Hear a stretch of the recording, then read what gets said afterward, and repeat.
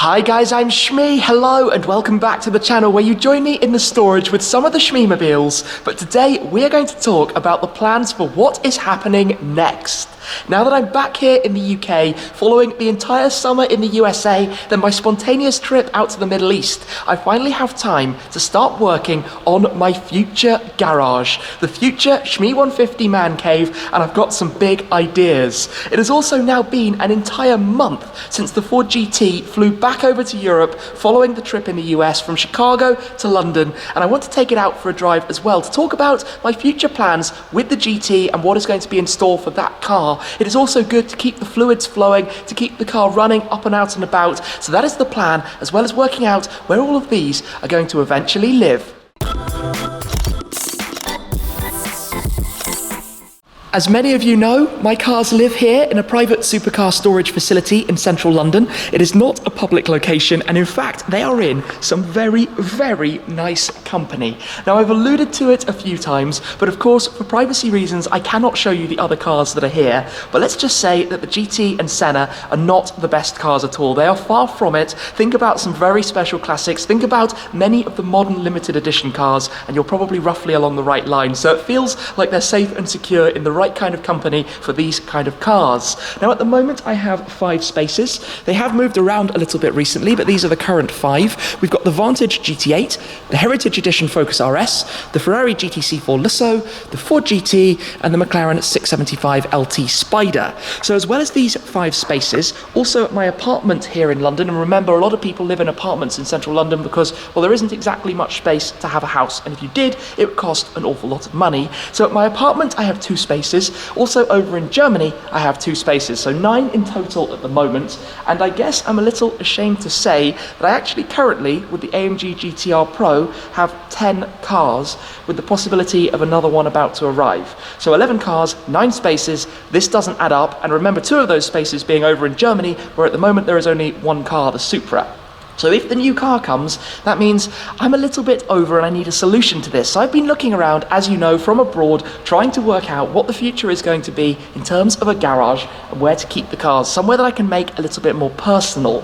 Now, I've been to see a few different options. I want to keep in central London for many personal reasons. It just makes my life a little bit easier. But I've been to see locations that will enable me to grow as well in the future, to house all of the cars, to film in privacy, to show you everything, and also to show some of the memorabilia that I've accumulated over the years as well. Now, like I say, this has been, I think, my dream for a very long time, and the Shmee 150 channel is actually now coming up towards 10 years. In January, it is going to be 10 years old, with more than 1 video per day on average over 10 years. So my dream with these cars has always been to head in this direction, and maybe 2020 is going to be the year that that can actually happen. So at the moment, as I've often told you guys, they live here under covers, sometimes on tyre cushions. I didn't have time to pop them up if they're not going to be driven for quite a long time. Of course, they're all plugged into trickle chargers, so I'll be unplugging the Ford GT in just a moment to take this on out for what will actually be my first drive with it since I brought it home from the airport.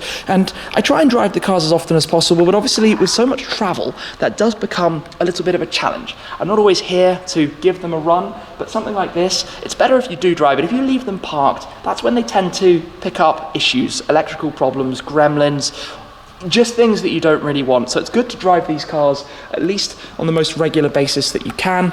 For storage, it's always good to keep the tanks full of fuel, to make sure there's no air that can dissolve it, to keep the tyres slightly overinflated, and I do those kind of things, but nothing beats taking them out to actually give them a run. So I do like the cars being here. Like I say, private supercar storage location, they're all in very good company, but there will be something special about taking them to my own place. So that's the hunt at the moment. I've got a few key options that I'm looking at. I'm still waiting to see if anything else should come up. If any of you guys do know anything, of course, please let me know. Somewhere that's, you can probably imagine the kind of thing I'm going for when you've seen some of the other videos. For the time being though, enough rambling on here. Let's take out the Ford GT then and go out and have a little drive.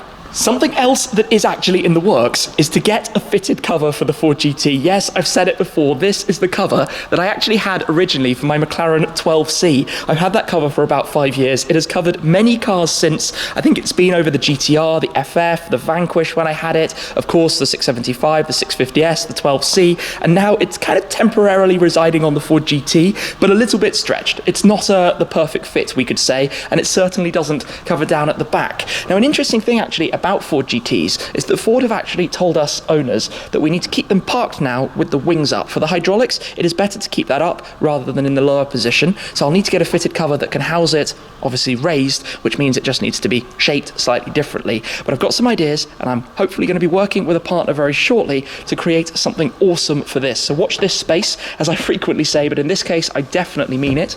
You can see it's a little bit awkward to pull that off, but I'll get the cover removed, unplug the trickle charger, just 2 clips in the front, be able to take that out. You can see it's fully charged, we've got all of the lights illuminated, and then we'll get it fired up and take it on out. Let's do this then, and fingers crossed it will start on the button. It's been plugged into that trickle charger, like I say, since it came home, so it's been a reasonable amount of time. In here though, let's give it a press. Actually, let's just wake it up, give the electronics a second, then give it a press and bring it into life. Perfect! Sounds so good! Of course, the crap bitch exhaust. Give it a second to warm up and then head straight on out. Now, driving a car like the Ford GT in central London is far from ideal, but better to be driving it here than nowhere, and I have missed this car. It feels like a spaceship to be back at the wheel. You are sat so low to the ground, the roof line is incredibly low, you've got this letterbox style front windscreen, and of course it is unusual because it is left-hand drive, and over here we drive on the left. Normally the cars are right-hand drive. I know a lot of you say frequently that that's wrong, but actually right-hand drive is right, I will have you know. But this car being left-hand drive means a little bit of thought has to go into everything to be extra careful driving it. Bentley Conti GT just coming towards us, there's an Overfinch SVR right in front. Nice cars about, the weather is beautiful, and it just feels crazy to be back in this, because the last few thousand miles of driving I did were over in the USA. Now we're back here in Europe. It is winter time, which means generally speaking the Ford GT will be hibernated. It's not the car to drive when the weather is rubbish, when it's snowing, although I did have it on the snow last spring briefly at the Nürburgring before it dried out and then went and did some laps. But generally it's not going to be coming out when the weather's rubbish. What's the point? I've got other cars for that, like the four-wheel drive GTC4 Lusso, the G63, the Focus RSs. Those are much more appropriate cars for winter time. But when it's like this and the weather is lovely, I'll take it out for a drive because I want to keep it running. You know, it's good for cars to drive them frequently, not to leave them, like I said, so that you avoid some of the problems and gremlins and things that might surface, which on a car like this, where there aren't exactly many of them, can cause even more trouble because it has to be investigated. They have to find out what's wrong with it. But up to this point, actually, it has to be said, the Ford GT has done remarkably well. I had a tail light issue, remember, when I just landed in the US, but they sent a part from Europe over to America, fitted it for me same day while I flew to the Corvette launch, came back, so massive props to Ford for looking after the car, and Ford Performance and the team and the network of concierges in the US for helping me out with that. Other than that, this car has run bulletproof. It's brilliant. For this kind of thing, you expect, honestly, I know this sounds strange, because you think if you spend a lot of money, the car should be flawless, but you do expect on a hand-built, high-performance car that little things will creep in. It does normally happen. In this case, though, we have been running very, very well at Marble Arch in central London right now, just enjoying driving, and it is a car you can drive normally because the seats are comfortable. It's fairly soft and easy to drive at slow speed. It doesn't plunk around, it's not difficult, and that's the beauty of supercars now, right? Double clutch gearboxes, it just makes life a little bit easier, and everybody is clearly out to do their Christmas shopping. A lot of that at this time of year, and speaking of that, I need to do the same. So future plans. I did allude at one point that I might want to take this car as well over to the Middle East, and I actually thought about doing that on the trip that I've just done, but it's very expensive and it takes a lot of preparation for the logistics, and I was so busy for about 3.5 months in the US planning what I was doing there that I just didn't have time to plan anything that would come next. So maybe, fingers crossed, in the future there might be a trip like that camera phones, a trip like that for this car to the Middle East in the future, maybe back to the USA. I had so much fun driving with a UK registration plate, number plate, license plate, whatever you want to call it, over in America. It was the most incredible experience, and well, I'd love to do it again, whether it's with this car or with a different car, who knows at this stage, but something that, I don't know, maybe it's better with these things to keep them as a once-in-a-lifetime experience, because that's what makes them even more special. Oh, they're refurbishing the Aston Martin dealership, which is where I bought my GT8 from a few years ago on Park Lane in central London. I was going to say, maybe with these things, you know, if you enjoy it so much the first time, maybe doing it a second time will never quite live up to the same expectation. I don't know, but I feel like this is the car for me. More photos in front. This is the car that I want to keep. This is the car that I see as, it's so special. The story, the significance, how hard it was to secure an allocation, the memories I've had with it already. I mean, I've driven this car around Silverstone, Nürburgring, Road Atlanta, racetracks all over. It's been 200 odd miles an hour on the Autobahn. It's been through central London. It's been to Monaco. It's been to Sardinia. It's been all the way around the US. This car is so personal and special to me in terms of the colours, the red with the Allen Man gold, in terms of the additional interior features that came from Sparco with the seats, and also the touches we did with the steering wheel, the shift paddles being in gold as well. Everything about it. This is my car in a nutshell. I think it's probably the car that most of you guys know me for as well. So if I can sort out the storage location, and I need to come up with a name for that, the vault, the cave, the jokingly Shmuseum, maybe not, we'll see. We've got to think about a name for this place. This will probably take centre stage with things around it. You know, I've got the Sparco Ford World Endurance Championship race suit. I need to get a mannequin that wears that with the helmet, the carbon helmet that's painted for the race team. I've got all of these things that have just been accrued with this car. So many pictures and drawings and things from you guys as well. A huge thanks to everybody who's done one and shared it with me. So many things that can, you know, all be commemorated with this car, a little shrine to the Ford GT.